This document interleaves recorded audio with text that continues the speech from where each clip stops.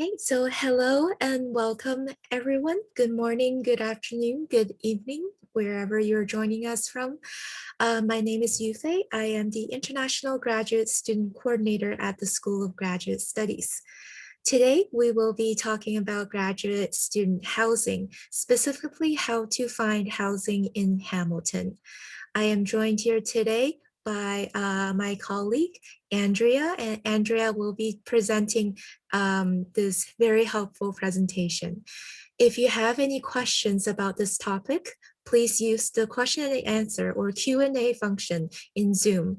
And if you see that someone else has asked the same question, please use the thumbs up or the upvote function on Zoom so their question can be moved to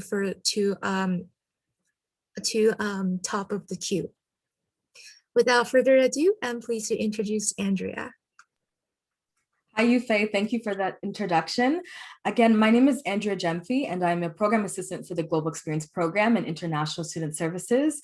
And I'm happy to be here with Yufei in this community conversation around housing, particularly as we recognize that graduate students don't have access to the on-campus housing, specifically residence. I'm happy to navigate this conversation in terms of how to conduct a housing search. In addition, from my personal perspective, I have lived in Hamilton for 3 years throughout my undergraduate degree, and have lived in Hamilton as a staff member at McMaster University. So I'm happy to also kind of interject my lived experience within this webinar. So without further ado, I'll get started. So it's important to begin this conversation, especially around land and resources, with a land acknowledgement. This is a statement and a term you may hear throughout your career at McMaster University, but I do want to take some time to explain what it is, its significance, and set firm our commitment to reconciliation.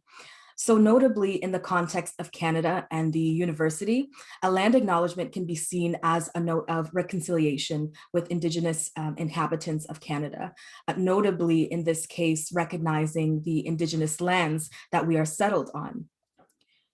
In this case, McMaster University recognizes and acknowledges that it is located on the traditional territories of the Mississauga and Haudenosaunee nations, and within the lands protected by the Dish with One Spoon Wampum Agreement.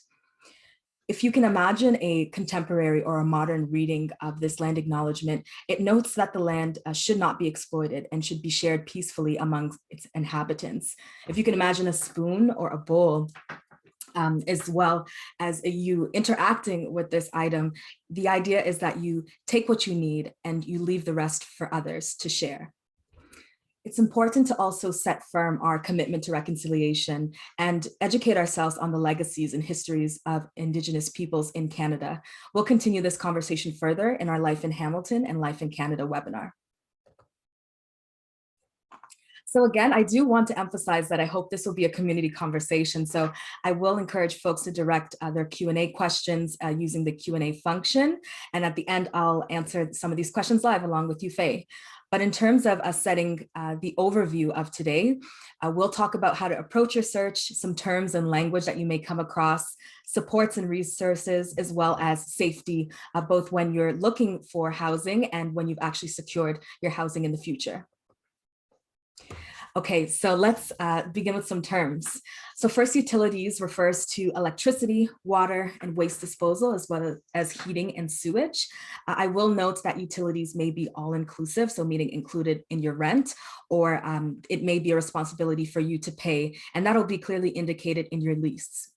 Speaking of rent, rent refers to the regular agreed upon payment towards the occupying property or room.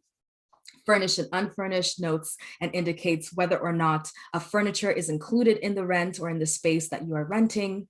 Co-ed notes that more than one gender could be living in the same accommodation. And this is especially important if you're living in a shared accommodation or a communal space where you share a bathroom or a kitchen, to keep that in mind moving forward. I'll also note sublet, which is a lease of a property by a tenant to a subtenant. So using an example that is often an occurrence for the university experience, some students may sign a 12-month lease, but they are not in Hamilton for the 4 months in summer. So notably, they will post this on a site or will communicate to another student to sublet their place, although they've already made a commitment with the landlord.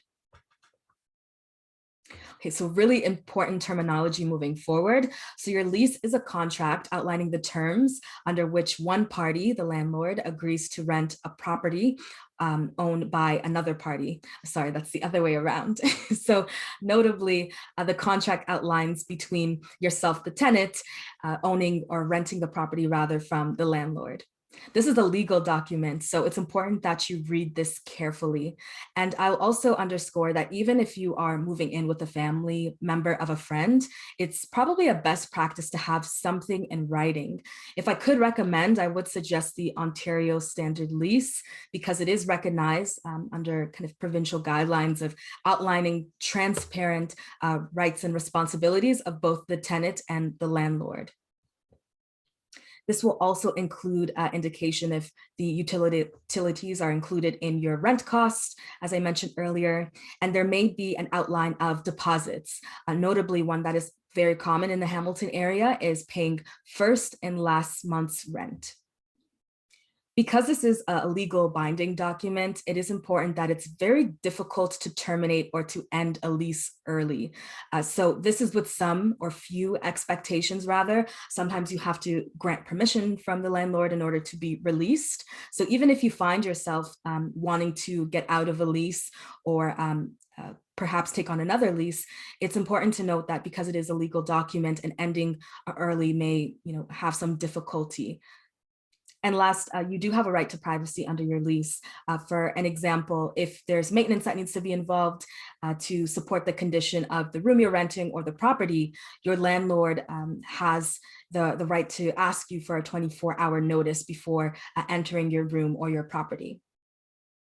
Another important term I wanted to touch on is insurance. So property insurance has the ability to cover a policyholder's belongings, a liability. This is in the case, for example, if someone has an accident in your room or on your property, and possibly a living expenses in case of loss. So for example, if there's a small fire, there's a potential to have those costs covered through insurance, or if you have to live somewhere else temporarily, potentially depending on your insurance coverage, that's something you can explore as well. I do want to underscore this term because often for students looking for housing for the first time in Hamilton, and even domestic students as well, may overlook insurance. But in the case of a loss event, this is definitely something you want to explore. Okay, so moving on to a bit of an activity or a practice. And I really like this because it's very visual and it centers your housing experience, which is individual to you. Oftentimes, especially navigating this housing search abroad and within the climate of COVID-19, it may be difficult to operate and search for housing. And because you feel that you're on a timeline, you may feel rushed or panicked to secure housing as soon as possible. But I would rather challenge students to think about their value systems when searching for housing, meaning what are your needs and what are your wants? Needs meaning the essential things that you need for a day-to-day basis in order to survive. So if you are someone who operates a wheelchair, it's an essential or it's important to you to have a wheelchair ramp or a special toilet or a special shower in order to do your day-to-day living tasks. In terms of your wants, these are things that can optimize your housing experience. Maybe they're more aesthetic purposes, such as having a beautiful view of the city, something that isn't necessarily an essential need, but something that'll definitely improve your experience in your housing situation. So if you look at our housing experience within this chart, we notice the different influences or the elements that can impact our individual housing experience. So the issue of roommates, whether to have roommates or not, and how many is too many. The housing type, which we'll speak about further, and how that would accommodate our day-to-day needs. A budget will definitely inform what accommodations you actually have access to based on your funds and your financial situation. And of course, location. So whether you are willing to be closer to McMaster or main campuses, or rather you need to be closer to another facility or building, this is something to keep in mind during your search. And I've just left an other box, and that's really for you to fulfill and decide, what other essential elements or influences are things that you can't compromise on. So whether it's intersecting with ideas of your identity, needing to be recognized in your housing search, this is one way to really get a sense of how to set your values moving forward. Okay, so I'll begin with the note on roommates or housemates. So when we're setting out to connect with folks to live with us, we want to consider lifestyles, particularly in this climate of COVID-19. Would you prefer to have a roommate that is more studious, or someone who keeps in themselves, and maybe you have a bit intimate or closer relationship just between the two of you, or how many other folks are living in the space? Or would you like someone that is more social, and especially in this particular climate, someone who has their partner or their friends over, or likes to come in very late? These are things that you need to consider when looking for a roommate and complementing lifestyles. Also cleanliness. So how important, or what is your value system in terms of keeping things clean, and how often, right? So this can be something that can be discussed with a future house or a roommate. Also schedules. So this is going to be really important as graduate students. You may have a unique schedule, and after a long day, you definitely want to seek your home as a place of refuge and relaxation. And just for your day-to-day task as well, especially if you're sharing communal spaces like a bathroom, it's important to consider schedules and how this may conflict or complement one another. I like to give the example of my very close friend who conducted nursing practicums throughout her time at McMaster, and she had to wake up on Thursdays at 5 a.m. So it was important that we honored and respected her schedule. So Wednesday night, we made sure that we were quiet and she was able to get her sleep so she could perform appropriately the next morning. Next is a note on communication. So how do you communicate your needs? And this is a question both for yourself as well as your future roommate or housemate. And this is important because although it may seem forward or aggressive to ask people how they deal with conflict, it is a great practice to note how the best ways to communicate with folks in case disputes or situations arise. Next, I'll note responsibility around rent in particular. So I use the example of sometimes students may enter a collective agreement with their rent. So rather your lease being an individual responsibility, it now becomes a collective responsibility. And in that sense, if someone were to leave the lease or to leave the property and decide no longer to pay their monthly rent, it is now the responsibility of the collective to make up that month's rent.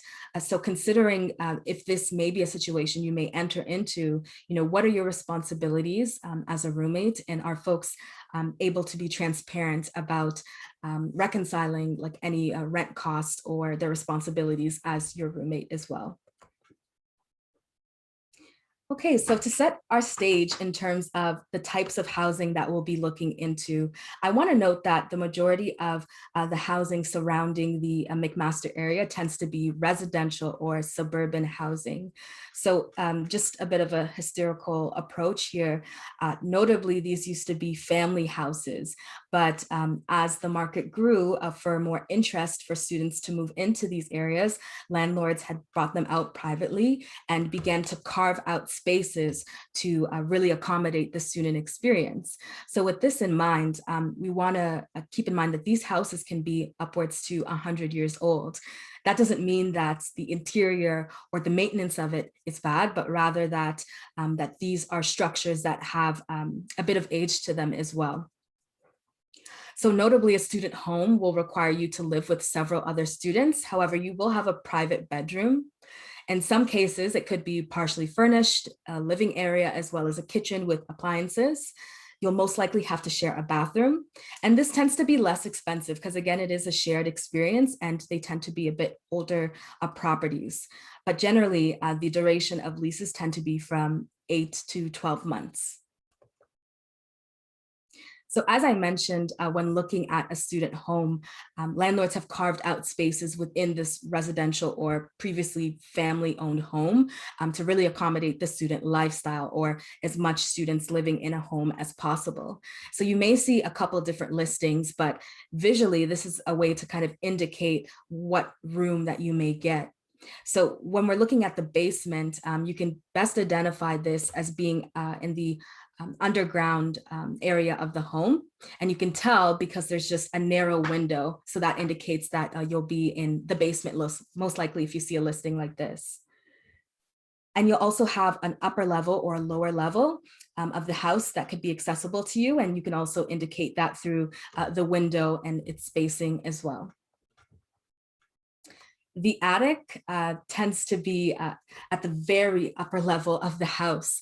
So again, you can indicate this by looking at this image. It has a slanted roof. And I will note that depending on where you are in the house can also impact the temperature in terms of your day-to-day living there. So in the basement, it tends to be a bit more cooler. And the attic tends to be a bit more warmer. So keep that in mind as well as you're considering temperatures in your space. Moving on to other types of housings that you may find in the city core. So this looks at apartment high rises. And typically this is a single or a double occupancy, meaning there may be 1 or 2 bedrooms. This does have a private bedroom, but it's most likely will not be furnished. In this case, if you do have a double occupancy or a roommate or someone occupying the other room, you will have to share a bathroom. And these traditionally are a 12-month lease. Next, we have a private student high-rise, and this is really a medium between the on-campus experience and the apartment high-rise experience as well. So notably, they like to take elements from a bit of both to create almost like a hybrid experience for students. So this may have a single double occupancy, or you may live with upwards to 4 other students as well. This will have a private bedroom, but it could be modestly furnished, as well as the living room and kitchen with appliances that you need. There could be a roommate matching service. As I mentioned, these agencies or groups tend to accommodate the student experience. So if you are traveling to Canada with someone that you know, or you would like to connect with someone within housing, potentially this is something that this housing group can do for you. This tends to be a 12-month lease and includes utilities. And I will note that this tends to be the more expensive range, but it is ready to move in. And like I mentioned, they try to add those elements of the on-campus experience where you have amenities such as a gym, a workout area, or a commons study room as well to kind of really optimize that housing experience for students. So the image that I have here is actually of West Village Suite, which is about 10 or 15 minutes away from main campus. I believe 10 minutes on a bus, so it's quite quick. But notably, this tends to be a very popular option for undergraduate and graduate students, and there is a bit of a wait list. So I would encourage you to connect if this isn't an interest of yours. Okay, and last, looking at living with a family or the owner of a property. So this is a unique experience because, again, you may have folks living in a family above you if you're living in a basement section of this house. And notably, you'll have a private bedroom that can be fully furnished because perhaps they've repurposed a guest area or a guest room to accommodate student living. Again, you will have some furnished living area as well as kitchen, and you may or may not have to share a bathroom with others within this house. This also tends to be a bit more expensive because, again, it is move-in ready and there is furnishings included in the rent. But the leases tend to be a bit more flexible in terms of having a lease from anywhere to 4 to 12 months. So on the note of budget, we've gone through some of the types of housing that you could explore. And I do want to pause on this slide to take note of some of the average costs of student living, depending on the type of housing that you would like to explore. So this is important as you assess your values, you assess what is important to you when you're living in a space, perhaps by yourself or others, and you're looking at the type of housing that's accessible to you based on your budget.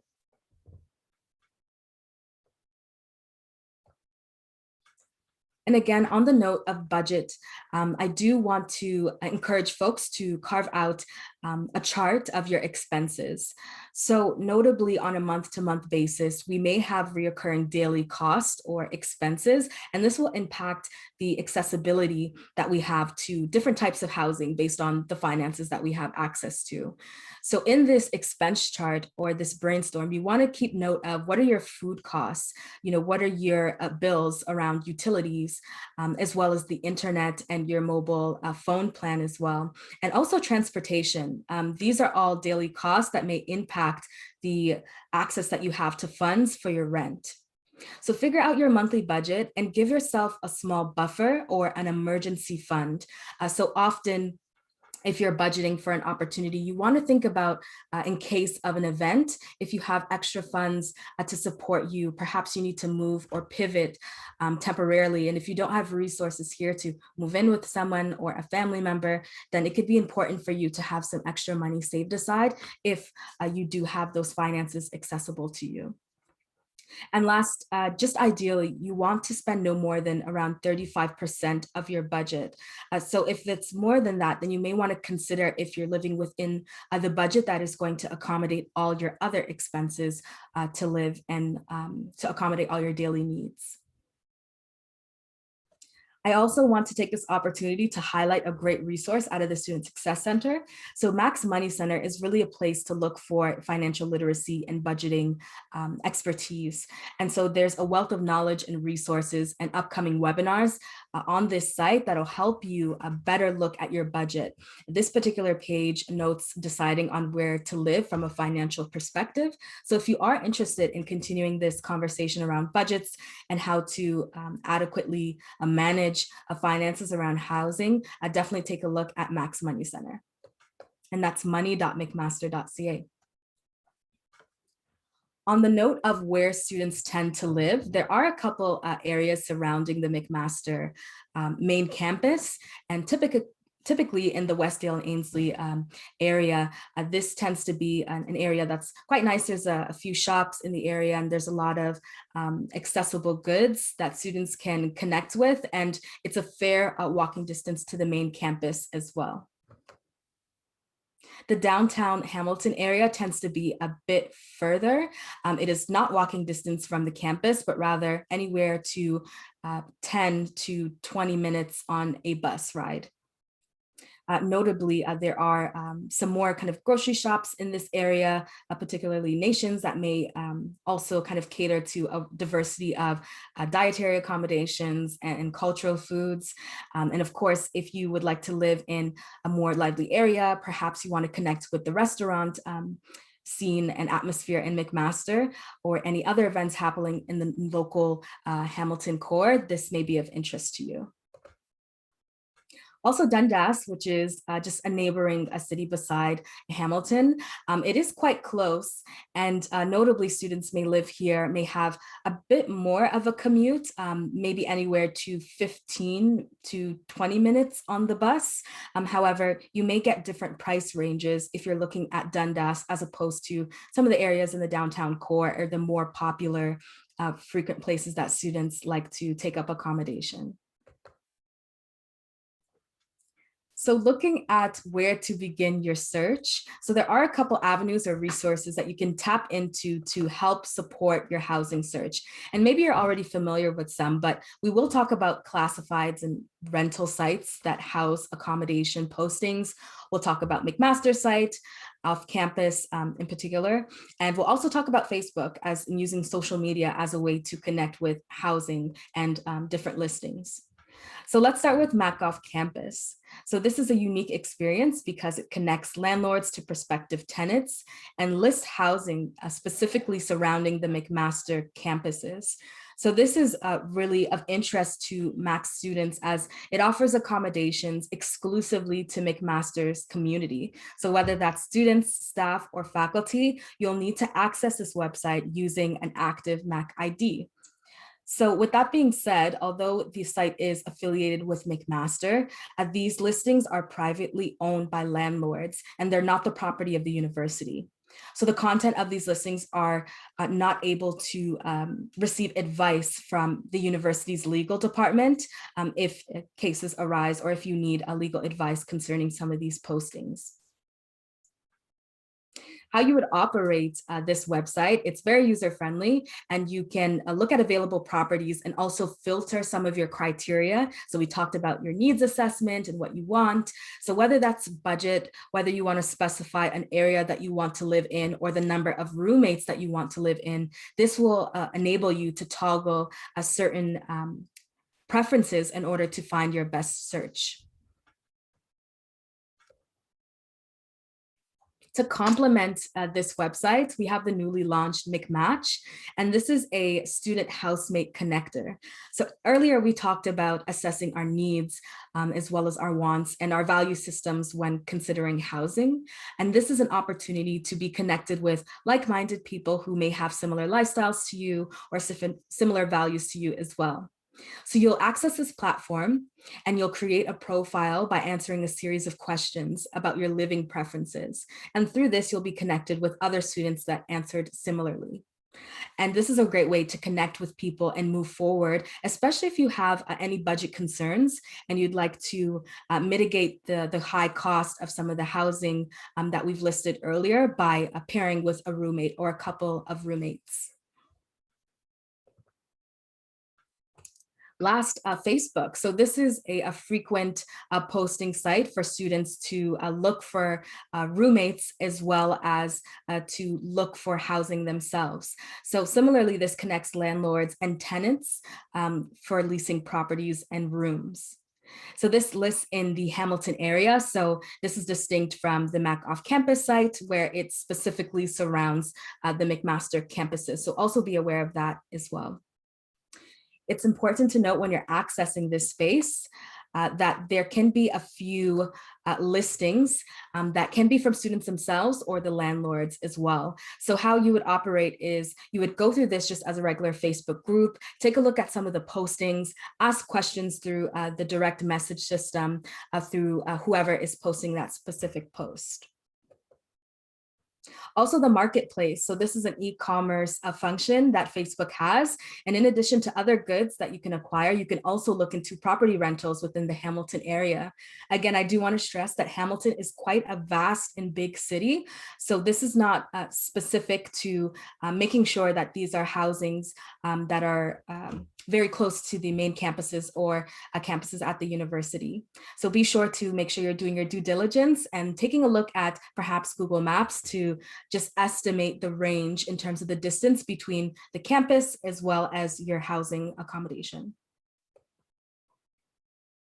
Last, looking at rental sites and classifieds, these can be such as Kijiji, rentals.com, and Rent Seeker.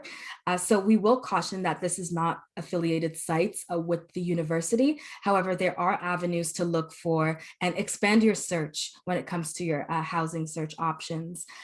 Again, because Hamilton is very large, it's important to note the distance between either your main campus that you'll be frequenting or also any other facilities or buildings that you'll have a lot of access to when you're looking for housing.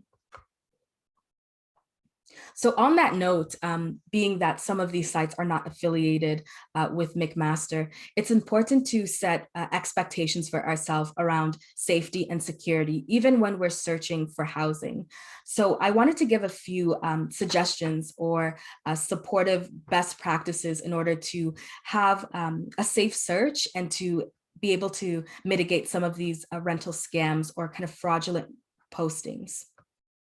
So notably, if there is poor online presentation, this may be an indication of perhaps illegitimate or perhaps a red flag with a posting. So notably, if you look at the address and the image, and maybe you do a reverse search and these images and the address do not match, then that is a clear red flag. Also, if there are very blurry pictures or perhaps pictures that do not align with the interior and the exterior of that particular accommodation, that can also be very concerning. If the landlord's communication is very unclear, perhaps there's a lot of grammatical mistakes or spelling mistakes within the listing itself, then you'll definitely want to caution when accessing those sites and those postings. Inflated costs and payment methods. So this could look like really high inflated upfront cost. So perhaps there's pressure to pay a huge fee before moving in, something that is outside perhaps the first and last month's rent, or even the accommodation of belongings. So sometimes if the furniture is included in the rents, there may be a deposit on some of the cost or the worth of those furniture pieces before you move in. But things outside of that, if there's a huge inflated cost, I would definitely caution. If someone is asking you to wire transfer money before seeing the actual accommodation, I would definitely advise against that. It's always the best practice to have either yourself or someone you know and trust to see the place in person, or perhaps a more interactive virtual tour, considering the climate that we're in today. Also, a lack of transparency. So if you are asking follow-up questions and it seems that the landlord doesn't want to answer or doesn't have the answers to some of these questions, this could also be a sign of caution when exploring some of these postings.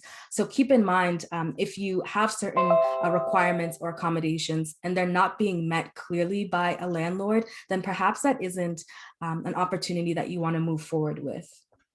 And last, a note is just really on intuition and trusting that inner dialogue or that inner feeling that lets you know that something is not right. And we'd encourage students to really lean into that feeling and to continue their housing search by kind of following their value system and potentially expanding their search by reaching out to some supportive resources, which we'll name a bit later.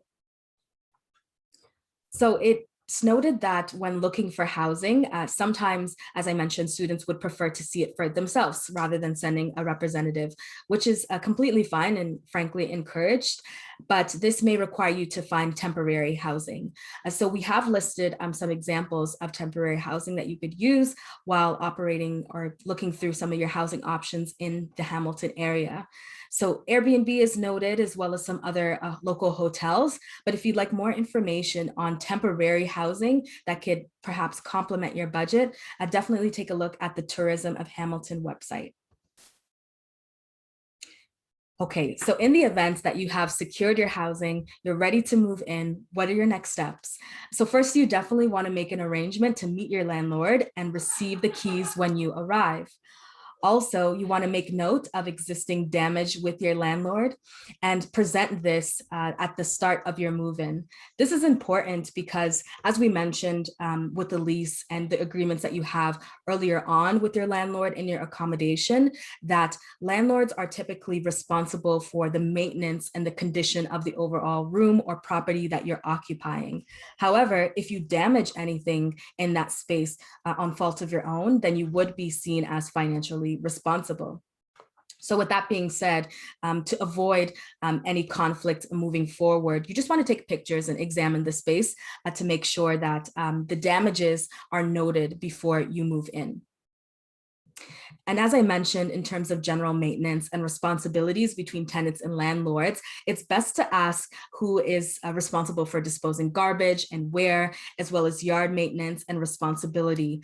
So notably, we are operating in 4 seasons in Hamilton, and in the winter, we do get heavy snow. So this maintains a point of contention for some tenants and landlords as whose responsibility is it to clear the snow through entryways and important pathways around your property. So make sure to ask before moving forward and moving in. You'll also have to buy your own sheets and your essential items, such as your bedding, your towel, pillows, decorative pieces, etc. So keep that in mind in addition to your budget. Last, on general notes on keeping safe, of course, it's always important to lock your doors and windows within any housing space in Hamilton. Some of us may be coming from experiences where perhaps this isn't a common practice, or maybe it is, but we would recommend that students keep best security of themselves as well as their belongings in their accommodations. Also, similarly on that note, to not answer the door or to respond to folks that you don't know and let them in your house. Ensure that your house has working smoke alarms and carbon monoxide detectors. This is especially of the case if you're cooking a lot, and we want to be aware of the existing elements in our air and our space and our accommodations. So be sure to follow up with your landlords on those two pieces if they are working. Also, just a tip to not overload electrical outlets or extension cords. As students, we note that we may use a lot of technologies, sometimes simultaneously in the same electrical outlet. So as a best practice, if you need more electrical outlets, follow up with your landlord about extension cords or any other alternative that you can use to accommodate your devices. And of course, if you're cooking with grease, it's always best to stay in that area, or if you're just cooking in general, just to keep an eye on the cooking that you have and to avoid any case of an unfortunate incident in your kitchen. And last, a note on bed bugs and other pests and critters. Because Hamilton is a large metropolitan city, this isn't an uncommon occurrence. And in fact, when I was doing my housing search, I found it really beneficial to look up this site, which notes bed bug reports in some of the listings. So in addition to having your listing of your search of the particular accommodation that you want to pursue, it's also great to simultaneously look up the bed bug report within this website to note how frequent or if at all they've had to receive any reports or received a particular extermination of bed bugs in that space. And last, to note on supportive services for housing disputes. So if housing disputes do arise, either between yourself or your landlord, I do want to highlight the Hamilton Legal Clinic from a perspective of your rights and responsibilities. So the Hamilton Legal Clinic is a legal aid. It's completely free, and it's a great resource, not exclusively to housing, but understanding some of your rights and your responsibilities as a resident in Hamilton. And so I would encourage, if you have any questions about an existing lease that you have signed, or you have some hesitancies towards a lease, to follow up with the Hamilton Legal Clinic. And there's a phone number that you could call. It's very accessible. They'll ask what your inquiry is, and then they'll call you back at a accommodating time. And of course, if you have any kind of internal conflict or conflict with a landlord, it's best to kind of follow up as well with the landlord or the property manager. The property manager may be responsible for the maintenance of a particular property or room in place of a landlord. Some landlords like to hand over that responsibility to a third party to conduct any issues or any maintenance of that particular property. So you can also follow up with these two representatives if any issues arise. And last, I'd strongly encourage people to look into some of the governmental sites, specifically around the province of Ontario, which clearly highlights tenant rights and landlord rights as issues arise, or even if you have any hesitancies towards any of the accommodations that you see. And of course, I want to underscore that we are a service that could also help you navigate some of these concerns as well. So if you do have any questions and you don't know where to start when it comes to housing, please feel free to reach out to iss@mcmaster.ca, because we're here to help. And that formally ends the webinar. Again, if you have questions, please follow up in the Q&A function. But I do want to highlight our upcoming summer webinar series. If you're interested in participating in these particular webinars, definitely register on our website. And last, I do want to note that we are available on existing social media platforms, and we do frequent a lot of updates as well as notification for all students. So please feel free to follow the Student Success Center and McMaster University on these following platforms. And again, thank you for listening and interacting in this community conversation around housing. I empathize that this is a uncertain time to navigate. However, I'm happy to give any resources and best practices in order to support your search at this time. And I'll pass it over to you, Faye, for the Q&A portion. Thank you for the great presentation, Andrea. It was very helpful, and you definitely loaded a lot of information in the 40 minutes. So we do have quite a few number of questions in the Q&A function. I'll try to group them together, but before we get started, I just want to kind of acknowledge that finding housing is a very, very personal situation, and Andrea has outlined a few elements that you may consider. Some students value some elements more than others. We're very happy to provide you as much information and help as we can, but unfortunately, since we don't know you as a person, we don't know your budget and know your exact needs, the information we share will be helpful to everyone. So the first question that we that are receiving a lot of popularity is about the requirement to apply for housing. So the question asks, many listings in general have credit reporting as a requirement for applying, but as a non-citizen just arrived in Canada, they would not have any Canadian credit. How would they be able to apply for a place that required this? Or can they apply to a place that specifically requires a credit reporting? This is an excellent question, and it really speaks to the newcomer experience, especially when looking for housing. So thank you for bringing that up. I will note that this is an experience that domestic as well as international students face when looking for housing, specifically outside of that residence, on-campus residence experience. So noting that the existence of credit may really impact people's ability to access some of these housing listings. That is something that is a barrier or a challenge for students. However, it may be beneficial if folks have existing relatives or existing folks that can act as a guarantor in some cases to support them, to say in case of any financial incidents, that this is someone who can essentially support continuous rent payments for you in that aspect. Yufei, I don't know if you have any points to this, but unfortunately for some landlords, because these are private owned, they are able to request some of this information in terms of credit and background searches that potentially international students may not have. Yes, I agree. So unfortunately, some of these, as Andrea just said, these are private properties, so the landlords can't have these kind of requirements. And but fortunately, not every rental property requires the same documents. And I know that some students would, when they first come to Canada, they would rent someplace, and it's very likely and it's very common for students to kind of move around even throughout the duration of their program. So I recommend definitely just compare the different places um, and utilize the place that works the best for you and your situation. And I will follow up on that, Yufei, because I think you did touch on a great point that this isn't the occurrence for all properties. And in fact, a lot of the market surrounding the McMaster campuses note that their clientele are students, potentially undergraduate students or domestic students who don't have credit history, even coming from a Canadian background. So they can accommodate for this in that case. But again, if the private landlord owner chooses to move forward with that process, then unfortunately that is a challenge to experience. But majority of landlords note that students may not have these kind of systems and histories to support this kind of process. Yes, I totally agree, especially the student housing around the university. The requirement for this will be less. I have two questions regarding specifically for international students.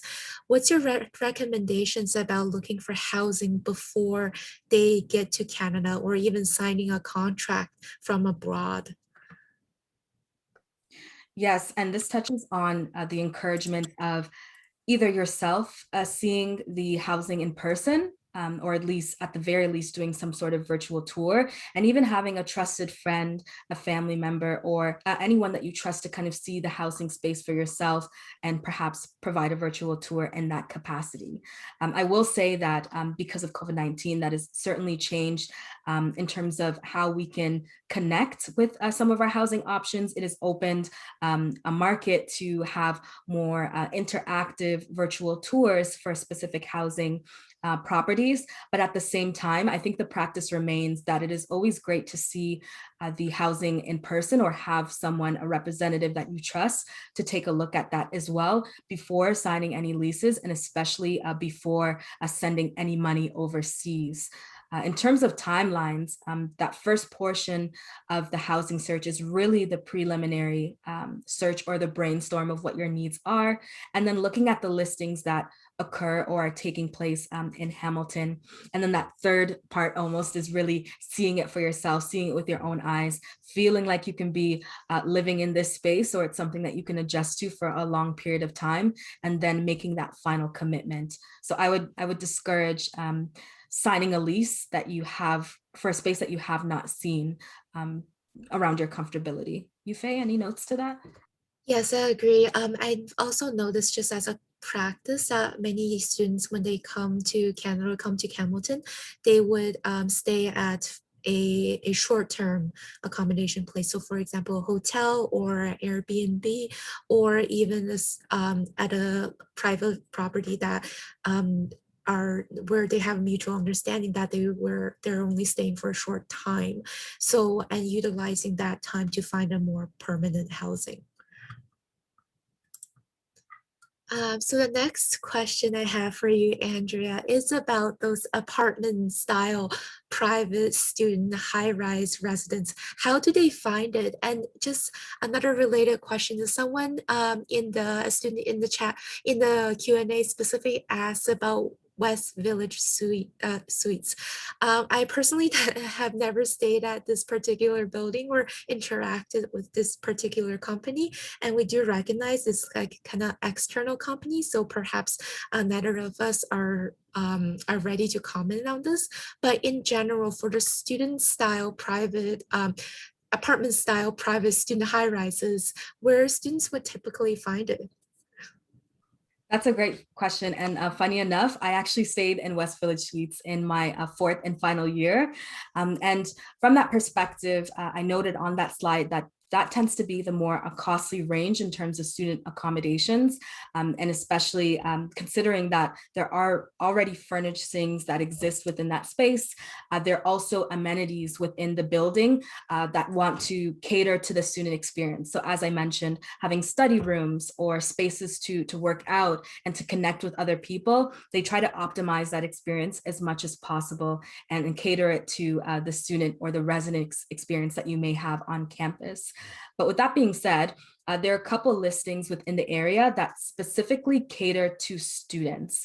So if you are looking for apartments and doing like a quick search on some of the availabilities within the city, if you have like keywords such as student, graduate or undergraduate student, and type in apartment or high rise in the Hamilton area, that you will find some searches that will align with these similar experiences. And I think from my own personal experience, I did like the fact that there were supportive amenities such as the common room, because at some points it can be quite a hassle to travel to the library, for example, or access some appropriate study spaces if you are far away. And especially if your roommates or your housing situation doesn't allow for you to have a really like studious environment. So I really appreciated having some of those additional spaces. But as I mentioned, a lot of people do as well. And the wait lists tend to be quite lengthy. So the best way to follow up is to do a quick search by searching some keywords around apartment styles in Hamilton, and following up with the agency or the property owners to ask what the wait lists look like. Thank you so much, Andrea. So the next question is a bit out of the scope since we're mostly talking about Hamilton, but we do have students who are perhaps in Degree School of Business whose school is in Burlington. The question asks if we can talk a little bit about Burlington, and the second part of the question is asking if Hamilton or Burlington is better. And I know that objectively we can't really comment on what is better. It really depends on your need and which aspect of each city you're looking for. But do you have experience helping students finding housing in Burlington? This is also a great question because it notes distance, right? And I think that's really at the center of this question is if you are operating within a campus that is closer to the Burlington area, is it possibly better to live there? What I would advise is there's a couple variables when considering distance. So as graduate students, you may not only be in contact with main campuses, but also in contact with other facilities and other buildings based on your degree. So with that being said, is it important to be in a happy medium between these two if you are required to go to McMaster at some point, as well as other buildings? And also on the note of different lifestyles or different city atmospheres as well. So Hamilton, as I mentioned, is really quite vast and you get almost different cultural pockets of experiences. So surrounding the McMaster main campus, of course, you'll have a lot of students and that'll tend to be lively and really speak to the student experience. The downtown core can have a mix of working professionals as well as staff members or faculty or students that are involved at MAC. And the mountain tends to be more residential and accommodates families. Similarly to Burlington, that also accommodates more of a residential suburban lifestyle, although there are access to grocery stores, food shops, and essential needs in Burlington.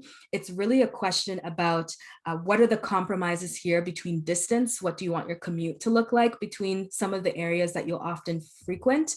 And also, what is the integration or what is the lifestyle that you want your atmosphere to represent, especially for families, Yufei, because you mentioned in the last webinar session that that may be a value system. So I'll let you speak to that.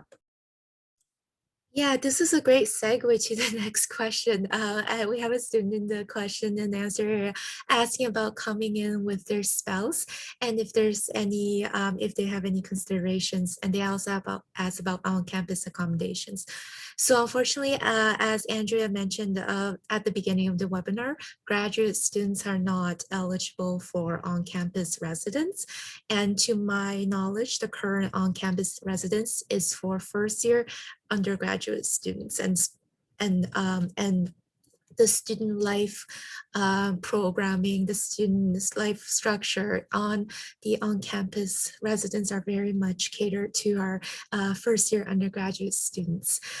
Some things that when families arrive, they consider is if they come with their children, they might consider, living somewhere closer to a school that their children would go to, living somewhere where there's more families and fewer students, perhaps, somewhere that would be, quieter, and the folks living around them would be around a similar age or have a similar lifestyle. So these are the things that folks may consider when they're arriving with family. And we do recognize that graduate students may already have a family with children and with their spouses, and they have very different needs from our undergraduate students.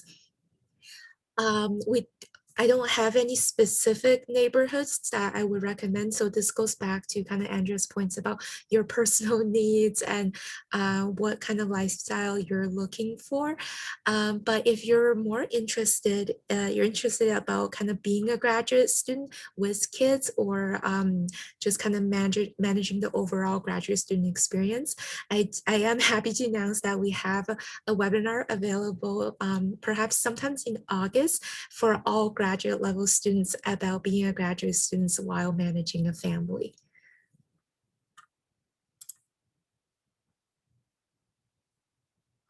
That's great and really intentional. Thank you for sharing that, Yufei. Thank you so much. And I do have a related question from a chat about the location, which you kind of touched on earlier. The student is asking for, is it practical to live in downtown Toronto? So from my first impression is it really depends on how much time you want to spend on traveling, commuting to classes, commuting to your labs, and just again, back to your kind of personal lifestyle and budget, of course. Yeah, and I'll also add to that in terms of transportation, the impact of COVID has naturally impacted how many folks can be on a method of transportation and how frequent those times are.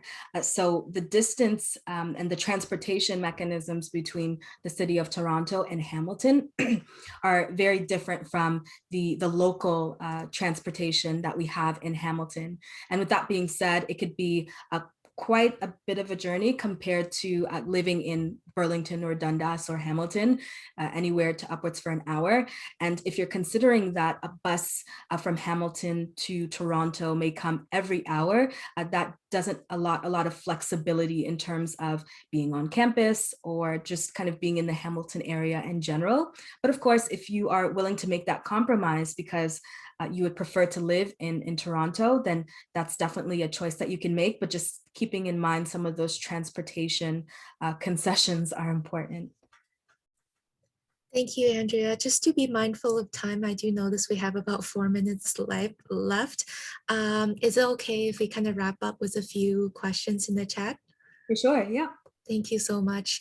So currently the top questions, does the insurance of housing count as responsibility of tenant, or is it the part of the owner of the property? That's a great question, and it depends on the specific housing situation that you're in. So notably, if you do have personal belongings that you want to account for, this wouldn't be the responsibility of the landlord or the person that is kind of essentially initiating your renting process. Because these are your belongings, it's something that you would definitely want to account for. But if you live in a home, for example, with a family member that has already put out some sort of assurance for some pieces of the home, potentially there's already coverage that exists. But I think for your own security and your own individual belongings and sense of safety, it would be best practice to inquire about insurance costs with the landlord, even as you're approaching the accommodation search, and making sure that you have some coverage for your own personal belongings. Thank you, Andrea. There are two questions asking about making payments. So one of them is about how can students even pay before they arrive in Hamilton, and that if some landlords are looking for that this proof that students are able to make payment, how would they kind of show these kind of proofs to the landlord? Yes, and this also speaks to timelines in terms of when to sign a contract. So just following some of our suggestions in terms of encouraging students to see the space for themselves, or to have someone essentially see the space for themselves. At that point, then communication around first and month's rent should be happening. And in terms of actually making the payment, there are various ways that landlords want to accommodate students to make payments, perhaps through an e-transfer through a trusted Canadian bank institution, if you do have that set up at that time. Also, if you have a check from a respected institution as well as perhaps payment through other kind of online methods, essentially. That's a way to kind of connect your payment with landlords. But essentially, you'd want to avoid making payments overseas or when you're not physically in person as much as possible, just to avoid any loss of finances in that process. I hope that answered that question, Yufei. Yeah, because we also recognize each landlord and the company that manages properties may have different advice. So our answers today might seem a little general, but it really depends on what your landlord accepts, or what kind of the the agency managing the housing accept. So for example, I know that some students prefer to connect with the landlord from their home country, perhaps, so they can transfer funds from their home country. So these are all kind of things that kind of students can utilize at their discretion, and just be conscious and be smart about the listings. So going back to the part of the presentation about bed bugs, was there a website provided so the student can use as a reference? Yes, and maybe I'll follow up with that website just at the very end of the presentation, just so you have that as a reference. Thank you for mentioning that. Thank you so much, and I apologize, I didn't put the website in the link earlier. So there are a few questions even throughout the presentation about quarantine. So not about long-term housing, but the quarantine process under the current travel measures. For graduate students, all arriving graduate students are required to declare their arrival through the iSend tab. So the detailed information about this process will be on our international student traveling to McMaster website. And I will share the link to this page right now. And as I mentioned earlier, graduate students are not eligible for on-campus residence.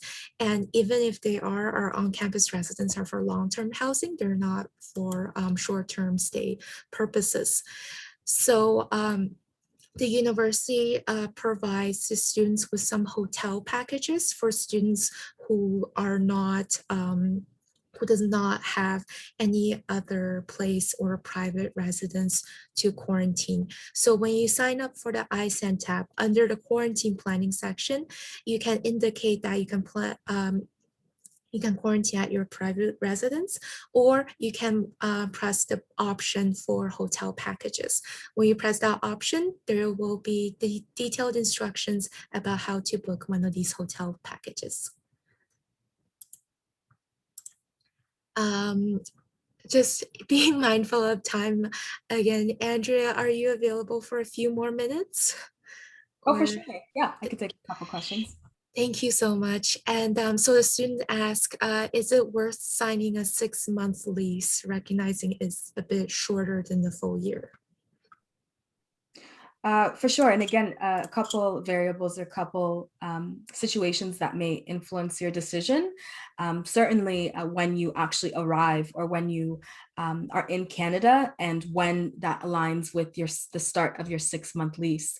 Equally, how much time you'll be spending in the country in relation to fulfilling your degree will also impact whether this is a reasonable lease for you.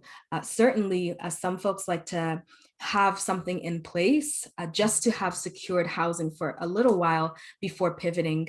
But I will also note that moving can be a huge a labor to take on, as well as the housing search for a second time in the same academic year can also be challenging, as when you get out of your 6-month lease, you have to imagine that folks that are perhaps in a 12-month or 8th-month lease have already secured their housing. So what remaining options you have available could vary, but certainly if you are in need of immediate housing and this particular posting meets all your requirements, potentially it is like desirable to kind of follow through and pursue a 6-month lease.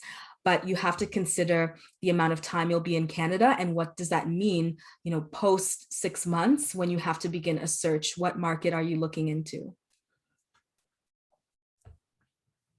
Thank you, Andrea. And going back to documentation, in your experience, what are the usual documents that landlords or the real estate agencies could ask the students for before they sign the lease? So I'll be mindful of this question because there are some things that landlords may ask just out of interest of lifestyle, out of interest of financial situations for students in particular, and how they're able to maintain rent essentially for that space. So someone hinted earlier at a credit report, which is a direct process to kind of indicate what folks' abilities are to pay rent or be financially responsible. But there are other questions that landlords may ask in terms of what you do for a living, whether you're a McMatch student, or certain things to ask about how your lifestyle is and how that'll translate to the person that they're looking to rent the space. Thank you, Andrea. I just had a bit of background noise.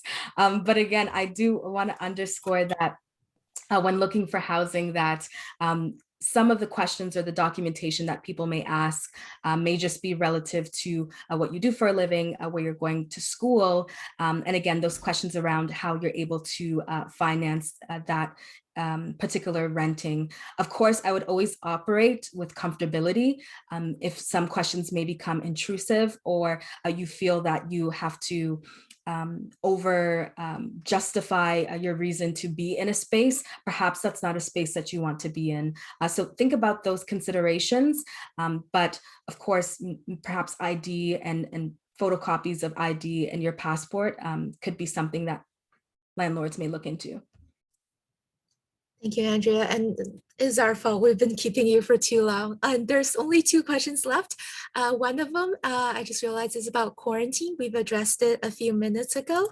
So our final question would be, some students may be planning to arrive for the January term instead of in the summer for the September term. Would it be easy to find accommodations when they're coming in the winter? So I wouldn't say that it'll be easier, as most students, particularly undergraduate students, may be approaching the fall as a point to begin a 12 or an 8-month lease. However, because the format and the course delivery at McMaster really varies for students right now, I think you might be a similar boat in terms of some students, whether undergraduate or graduate, making a decision to officially move to Hamilton in the winter semester, where the university's messaging seems that a lot of the course delivery may change to in-person come that semester. So this is a really unique year to kind of look for housing and really assess which month is easier or better. But I will note that for students that are looking for housing throughout the academic year, whether it's an 8-month or a 12-month lease, that may impact your availability or access to some of your dream accommodations in the winter term. That's not an encouragement to perhaps purchase or rather move forward with rent for something in the fall if you won't be there, but just a notice or a suggestion when you're monitoring your expectations for the winter term. Thank you so much, Andrea. And this is all the questions we have for today. Thank you so much for sharing your insight, especially your personal insight about finding housing in Hamilton, and your insight about being a former student at McMaster. I'm sure a lot of our students really appreciate that. And as Andrea mentioned earlier, we still have a few more webinars coming up. One of them is about living in Canada, living in Hamilton. Some of the questions that were asked today would also be, with the answers to some of the questions may also be shared during that webinar. So for example, one of the questions we got was how to find a cell phone provider and how to just navigate Hamilton in general. So I highly encourage you to attend that session to learn more about what living in Hamilton and living in Canada is like, as well as the preparing for graduate school for international graduate students. In that webinar, I will talk a little more about traveling to Canada at this time and some of the tasks you can complete before arriving in Canada, so you can make sure that your arrival is as smooth as possible. And I think this is all for today. Andrea, do you have any last thoughts? And just thank you again for having me and allowing me to participate in this community conversation. And I hope to see folks in other future webinars. And it looks like you have an intentional list of webinars for the graduate experience. So definitely look towards those as well. Yes, please. So yeah, have a great rest of your day, everyone. And we'll see you at the next session. Goodbye.